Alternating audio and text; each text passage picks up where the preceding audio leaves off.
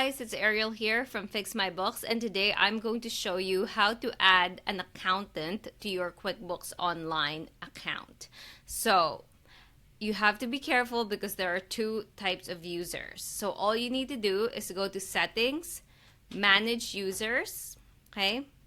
And you see how it says users and then accounting firms. You need to click accounting firms. So as I mentioned a while ago, there are two types of users. One is just a general user, which you can give this user different types of permissions. That's fine. But accounting firms are the other type of user. So when you have to add an accountant to your QuickBooks Online account, you need to make sure that you click accounting firms, because accountants have special privileges that they can do in your QuickBooks Online account.